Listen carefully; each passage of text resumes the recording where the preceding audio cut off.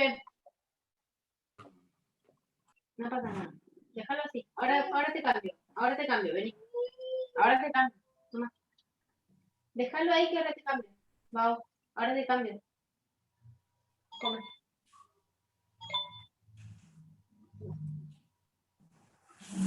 Ahí está.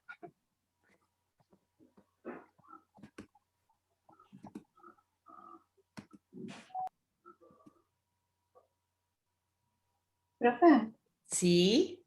una pregunta. ¿Las que son las algas azul verdosas son cianofitas? Porque Sí. a veces se me confundía cianofitas, cianoficias cuando vos hablabas y no sabía bien si lo había notado bien. Ok. Es que se utilizan los tres nombres. La nomenclatura oficial correcta es cianofita. Porque todos los grupos tienden a terminar en fita, P-H-Y-T-A, un nombre como latinizado. Así que el nombre más adecuado para la ciencia es cianofita. Pero la nomenclatura se suaviza y es frecuente escribir y leer y decir cianoficias, y el nombre de algas verde azules es el nombre anticuado que responde al color de las algas y se sigue utilizando. Genial, gracias, Fija. Estábamos entonces redondeando... ¿Cianobacterias? ¿Perdón? Cianobacterias. Sí, también Lo cianobacterias. mismo también. Sí. Ah, genial, gracias. Sí, lo cual yo no dejo de reconocer que no contribuye a que sea fácil el estudio del fitoplancton, ¿no es cierto? Tras que es un mar, una riqueza muy grande de variedad y de adaptaciones, los que la estudian no le pusieron mucha onda con los nombres. Cuando uno encuentra, puede traducir un poquito esas latinizaciones, se encuentra, ¿no es cierto? Lo de criso como cristalino o rodo como rojizo. O feo como negruzco, qué horror. Sí, Lo busqué recién. Sí, tal cual. Nunca había dicho feo, ¿de dónde viene? Y lo tiré recién en la computadora y digo negro, digo, qué horror. Sí, y el nombre vulgar de algas pardas.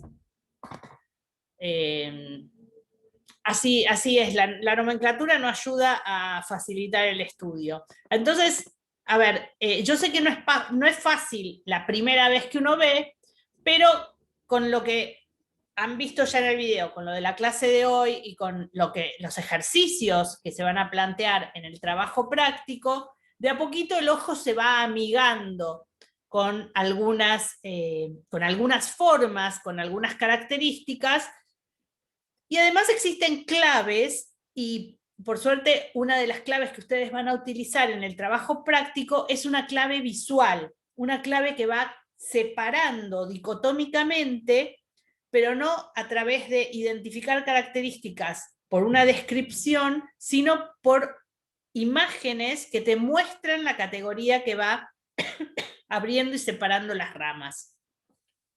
Así que hoy en día hay una forma relativamente amable de acercarse a la clasificación a través de figuras y fotografías. Decíamos entonces, voy a hacer la ronda. Diatomeas, perdón, algas pardas, algas verdes, crisofíceas, las que parecen cristalitos, criptofíceas, muy pequeñas y flageladas y tienen como un capuchoncito, euglenas con su cromatóforo, gracias a quien me dijo el nombre que yo me había olvidado, cianobacterias, cianofitas, cianofíceas o algas verde azuladas, algas rojas y dinoflagelados. Perdón. Perfecto, Sigo- profe, muchas gracias. No, por favor.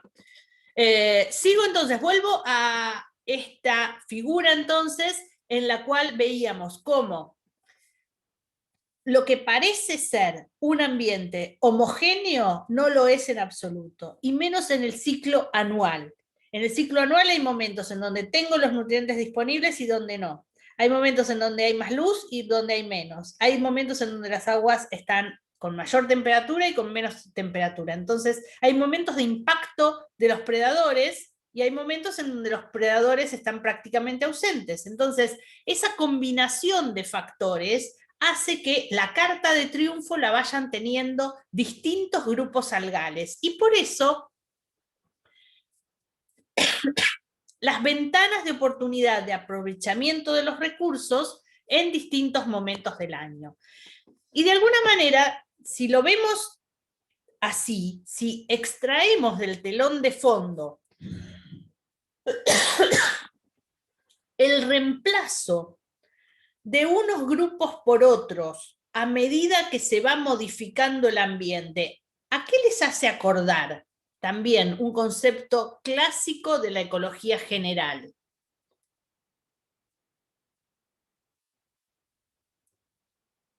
Sucesión.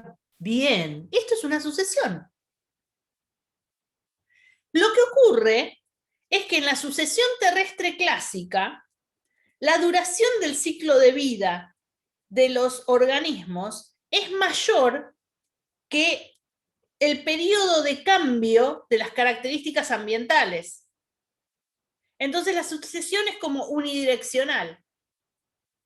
Acá la sucesión es unidireccional, pero el ambiente es tan poderoso y los ciclos de vida son tan cortitos que cada año hay como un reseteo, como una vuelta a cero de las condiciones iniciales impuesta por la mezcla, por la renovación en la carga de nutrientes, por el ciclo de vuelta de aumento de la iluminación y de la temperatura.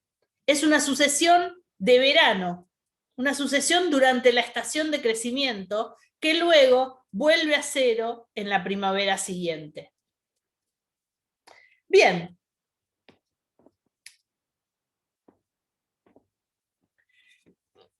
Estos conceptos que estuvimos viendo sobre las distintas habilidades competitivas y el reemplazo entonces de los distintos grupos algales a lo largo del tiempo, está sintetizado en un modelo que se denomina con las siglas del grupo de investigadores que lo postuló, que es el Grupo de Estudio del Fitoplancton, y por eso este se llama PEG Model.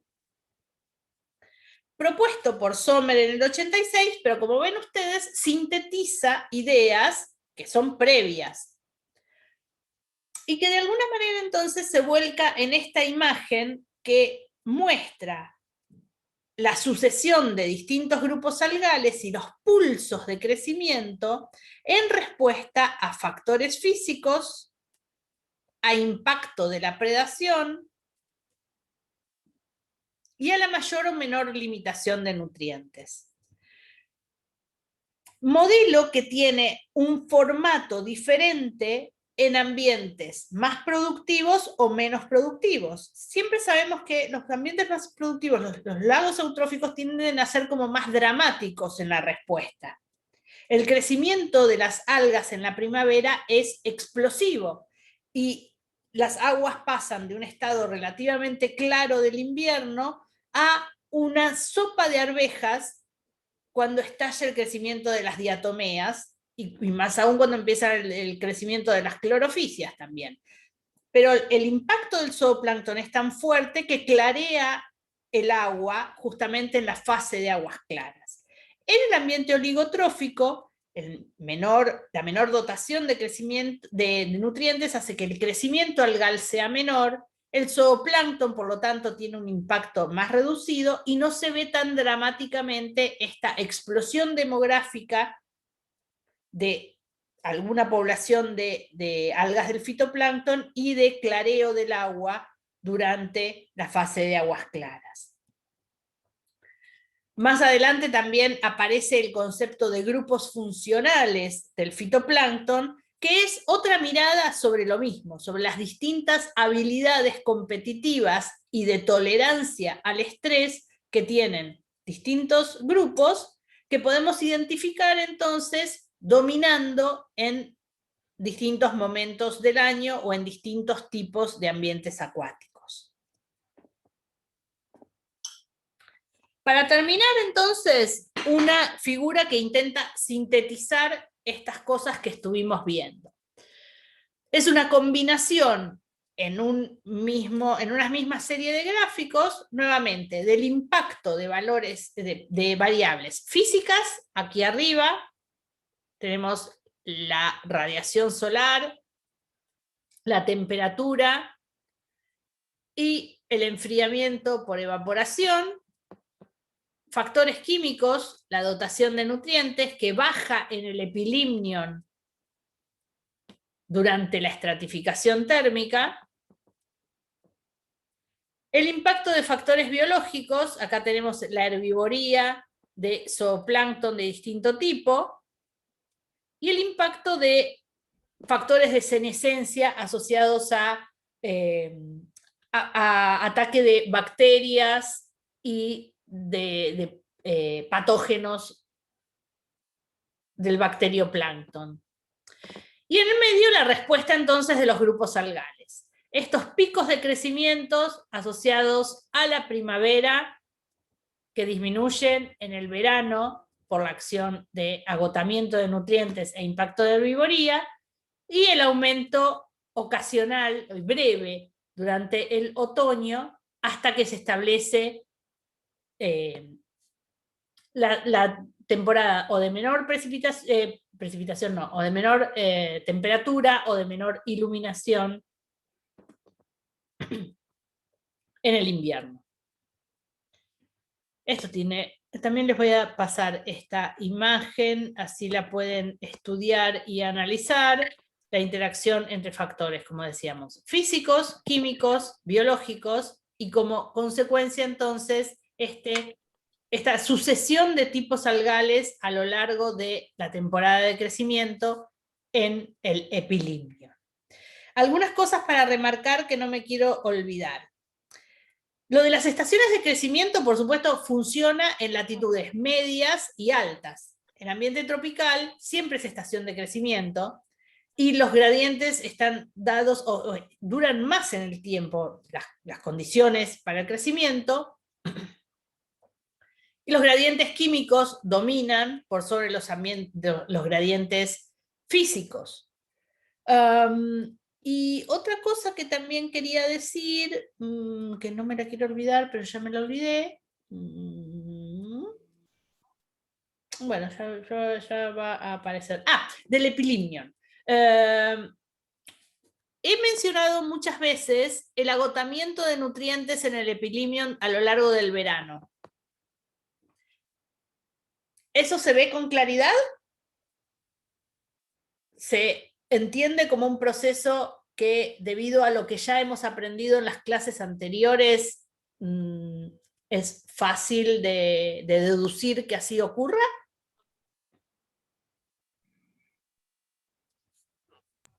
Sí, cuando estratifica, por eso, porque estratifica. ¿Por qué se agotan los nutrientes disponibles durante la estratificación? Porque no hay mezcla, ¿No hay mezcla? y se sedimentan, por ejemplo, el fósforo sedimenta y se consumen los que hay, ¿o no? Bueno, la idea de se consume está muy bien, porque la absorción por parte del fitoplancton disminuye el stock presente en el agua. Si yo estoy hablando de disponibilidad de nutrientes para el crecimiento algal, a medida que las algas crecen, disminuye esa disponibilidad, porque el nutriente o está en el agua o está dentro de las algas. Entonces, no es que disminuye el fósforo total, pero sí disminuye la parte del fósforo que está disponible para construir más biomasa. Son como ladrillitos. Si los usé para construir biomasa, se me acabaron los ladrillitos. Atención con la sedimentación del fósforo, quiero emprolijar ese concepto. El fósforo no sedimenta solo. El fósforo sedimenta si va absorbido a limos que cuando se establece la estratificación térmica decantan, o se va al fondo asociado a materia orgánica que deja de estar presente en el epilimnion o porque es detrito, o porque es una deyección, o porque muere un pez, un zooplancton, lo que sea, o una alga misma, se va para el fondo. El nutriente, sea nitrato, sea fósforo, el absorbible está soluble, y lo soluble no precipita.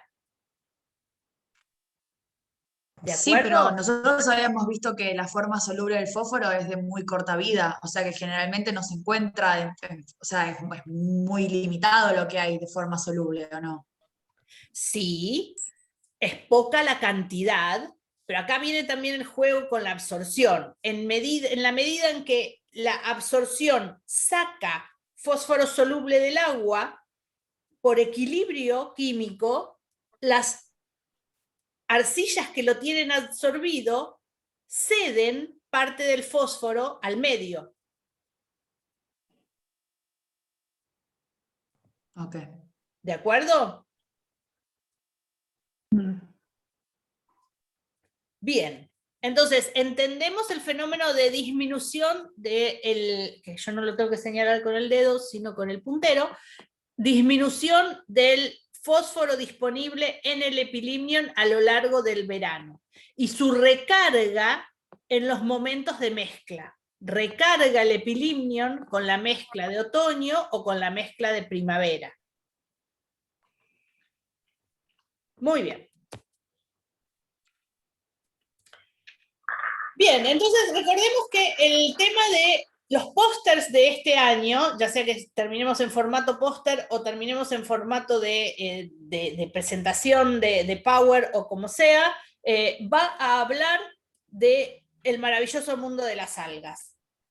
A lo largo de estos días ya estamos terminando las consignas y los temas para que podamos empezar a dedicarle atención a la presentación de la temática que le va a tocar a cada uno de los grupos. En cualquier momento, Checha ya les va a pedir entonces que se agrupen para hacer este trabajo, que bueno, está por largarse y es justamente el tema de este año.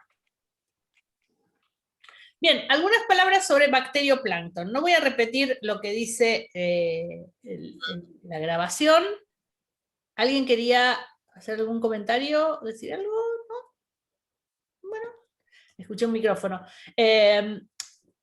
La importancia del bacterioplancton no es proporcional al tiempo que le dedicamos. Es muchísimo más importante que el tiempo que le dedicamos, porque son los descomponedores, ¿sí? No hay posibilidad de ecosistema funcionando si no hay ciclo de materia. Y no hay forma de ciclar la materia si alguien no descompone a la materia orgánica. La producción construye.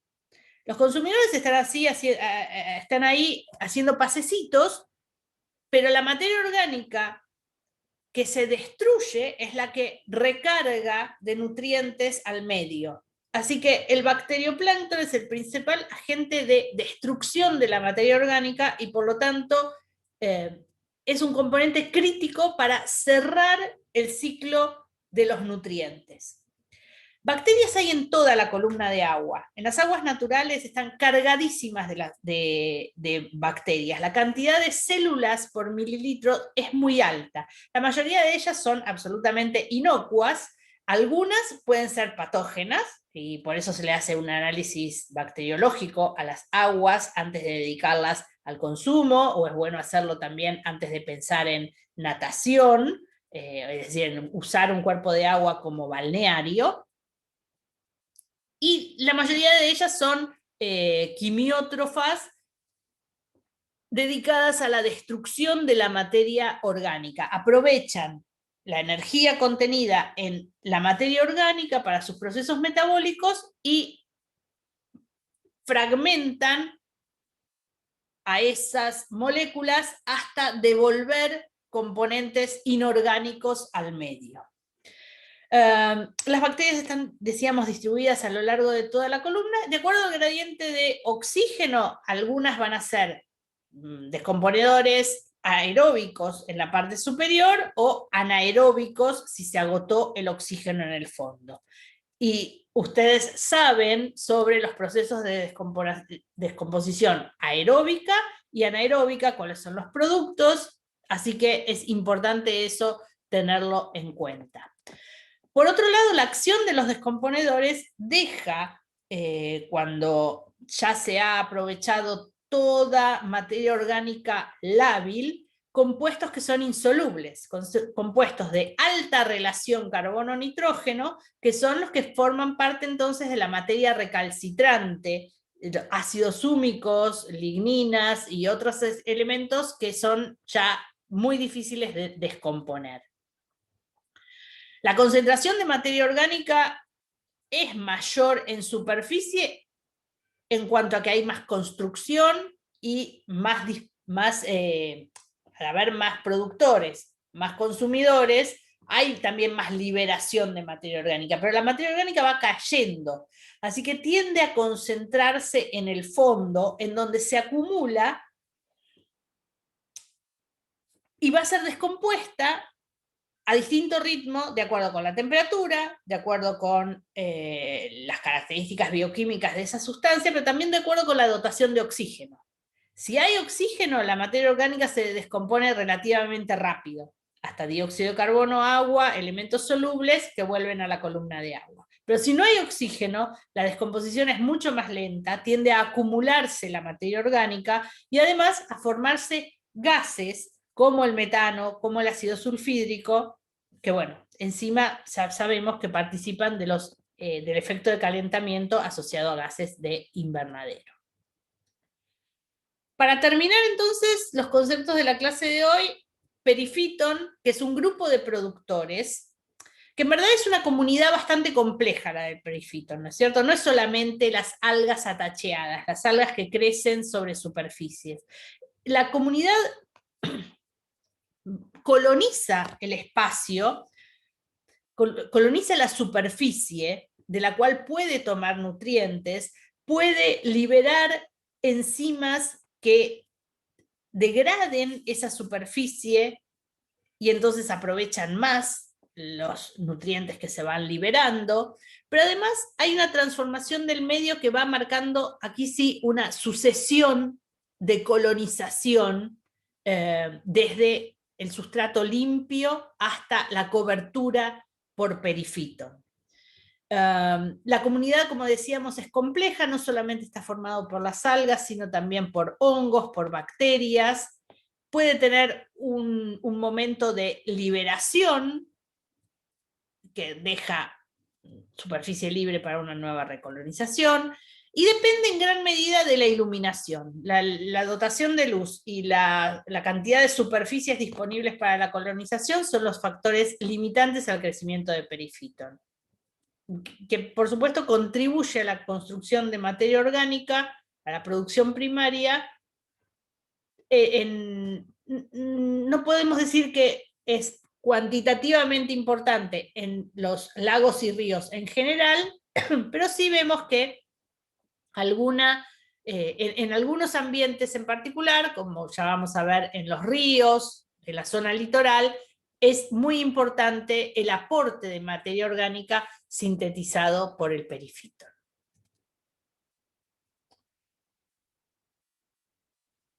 Mi repaso de la clase terminó aquí. Hay tiempo disponible para repetir, para rever, para las preguntas que quieran y consideren necesario.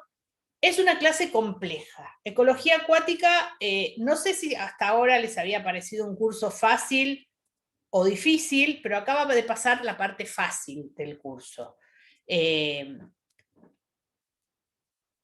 mientras más componentes metemos, más complejo se hace el sistema. Y encima metemos a la vida, que es mucho más compleja ya de por sí. Pero no se olviden que estamos todavía incorporando elementos y haciendo autoecología. Es muy importante el estudio de esta parte para después poder entender el funcionamiento, que es la parte aparte más copada de la ecología acuática, por supuesto. Esta parte exige mucho estudio y mucha dedicación. Espero que lo estén sobrellevando bien entre las clases teóricas y los trabajos prácticos.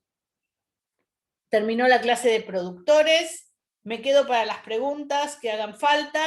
A los que se van yendo los despido hasta el lunes que viene, que vamos a tener la próxima teórica. Y no se olviden que esta semana hay trabajo práctico virtual dedicado al fitoplancton.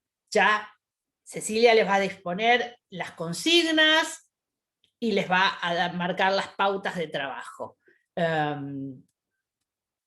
Por lo demás, no se descuiden, sigan cumpliendo con las normas de distanciamiento, desinfección, lavarse las manos, no vayan a muchas fiestas clandestinas, dedíquense, aprovechen el momento para estudiar, para avanzar en sus estudios.